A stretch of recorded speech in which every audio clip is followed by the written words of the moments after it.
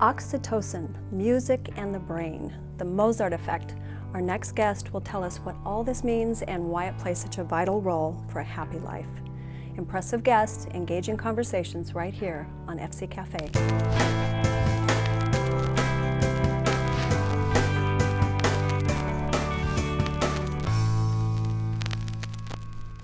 I'm excited to welcome Shulamit Hoffmann, Artistic Director of Viva la Musica.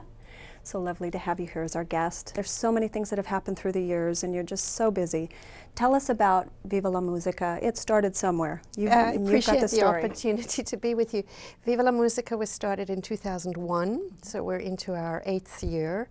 I started Viva as my master's degree project. I was engaged in a second degree in choral conducting. I needed an ensemble for my final 2 projects, and I started Viva la Musica. And going strong. In fact, it was something that you didn't know would be taking off quite like this. I didn't really expect us to take off. We have done at least 2 seasons per year locally, every spring and holiday season.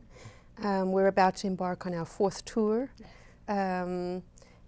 We've been privileged to sing at numerous events like the memorial service for the late Congressman Tom Lantos, and Viva is going strong. Very exciting for you. I know that you've said to me that Vivans are performance junkies, as you call it. What fuels or drives the singers? I know that they put their performance outfits on, they become someone else, and you as well. I mean, it's a transformation.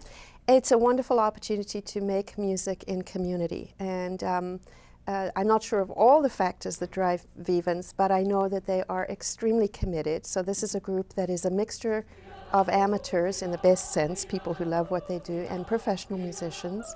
Our orchestra is all professional, our soloists are usually professional soloists, whereas the choir members themselves are a mix of professional and amateur singers.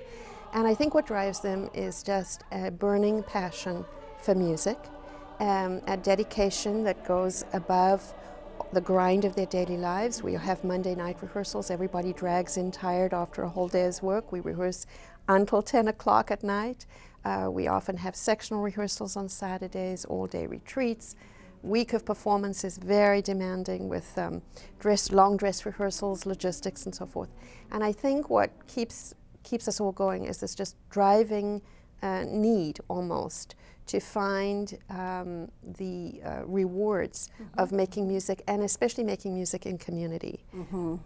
All the preparation that you do, it pays off. So I'm sure that they feel every hour that I put into this, and in the end, it's a wonderful performance. I think so. I think the magic happens often backstage just before we're about to step out, when in the green room people are, touching up each other's makeup and fixing hair and boutonnieres and so forth, and there's a real consistency in the camaraderie and spirit that drives us into performance. It's very labor intensive to prepare for a concert. What's that like? For me, there's the administrative part of Viva la Musica, which is very time consuming.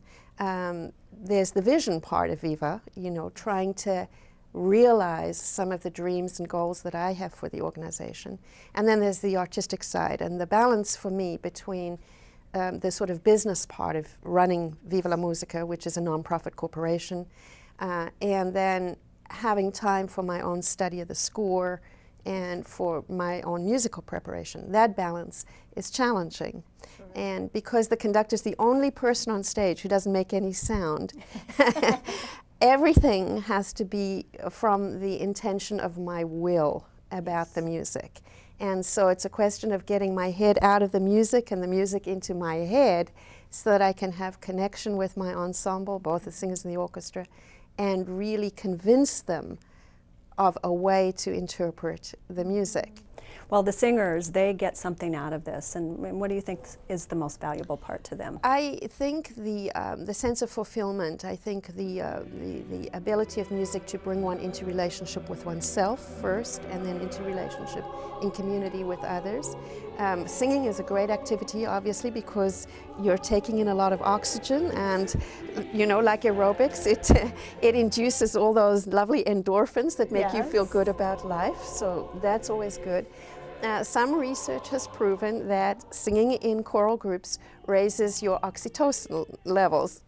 I am not a physicist, but oxytocin apparently is a hormone that makes you feel good about yourself and makes you feel collaborative and willing. And this is so important, of course. So do you think that that feeling is contagious to the audience? Because if the singers are feeling this high and the audience is there listening to it, what do you think happens to the audience? Well, I think you hit the nail on the head. And I think that that is part of the secret of Viva. We have a catchphrase or a buzzword in Viva: emotional contagion.